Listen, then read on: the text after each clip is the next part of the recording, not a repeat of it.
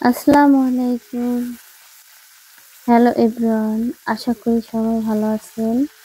আমিও ভালো আছি। আজকে সহজ এবং মজাদার একটি রেসিপি আপনাদের সঙ্গে শেয়ার করব। আমার আজকের রেসিপি হচ্ছে ইলিশ মাছ দিয়ে টমেটো ভুনা। এখানে কিন্তু চুলাতে আমি কড়াই দিয়ে দিয়েছি, তারপরে তেল দিয়েছি। তেলটা গরম হলে কিন্তু মাছগুলো আমি এখানে ভেজে নিব। হলুদ আর লবণ দিয়ে কিন্তু মাছগুলো মেখে নিয়েছি। এখন মাছগুলা কিন্তু আমি সুন্দরভাবে ভেজে নেব। আর মাছগুলার পেটের ভিতরে কিন্তু ডিম ছিল। মাছগুলা এক পিঠ ভাজা হয়ে গেছে, আরেক পিঠ সুন্দরভাবে উল্টে কিছু সময়ের জন্য আমি ভেজে নেব।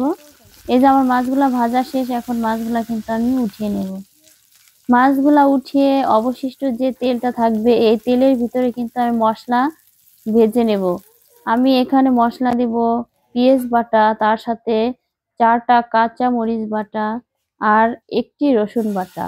এই হচ্ছে আমার মশলা। এই মশলাটাকে সুন্দরভাবে কিন্তু ভেজে নিতে হবে তেলের সঙ্গে। মশলাটা ভাজা হয়ে গেলে এখানে একটু সামান্য পরিমাণ পানি দেব, মশলাটা যেন পুড়ে না যায়। তারপরে মশলাটা ভাজা হওয়ার পরে কিন্তু আমি দিয়ে দেব হলুদের গুঁড়া, মরিচের গুঁড়া। হলুদের গুঁড়া, মরিচের গুঁড়া আমার দেওয়া হয়ে গেলে দিয়ে দিব স্বাদ মতো লবণ। স্বাদ মতো লবণ দিয়ে আবার একটু নাড়াচাড়া দেব। নাড়াচাড়া দিয়ে আমার মশলাগুলাকে একদম মিক্সড করে নেব। তারপর পানি দেব। ভেজে রাখা মাছগুলা যেগুলো আছে এখানে কিন্তু আমি দিয়ে দেব। দিয়ে কিন্তু মাছটাকে আমি একটুখানি কষিয়ে সুন্দরভাবে রান্না করে নিব টমেটো দিয়ে। টমেটো কিন্তু আগে থেকে আমি কেটে ফালি করে রেখেছি। একটু বলক আসবে তার আগে আমি টমেটোগুলো দিয়ে দিলাম সুন্দরভাবে। দিয়ে কিন্তু আমি ঢাকা দিয়ে 3-4 মিনিটের মতো এইভাবে রান্না করে নিব।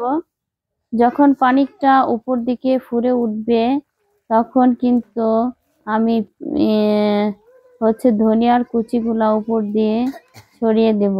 ধনিয়ার কুচি ছড়িয়ে দিয়ে 2-3 মিনিটের মতো আমি রান্না করে নেব। এই যে আমার রান্না কিন্তু প্রায় শেষ হয়ে গেছে। রান্নার কালারটা কিন্তু মাশাআল্লাহ অনেক সুন্দর।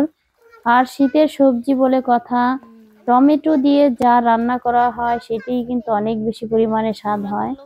আমার রান্না কিন্তু শেষ। কালারটা কিন্তু মাশাআল্লাহ অনেক সুন্দর, খেতেও মজা হয়েছে। সবাই ভালো থাকেন, সুস্থ থাকেন। আল্লাহ হাফেজ।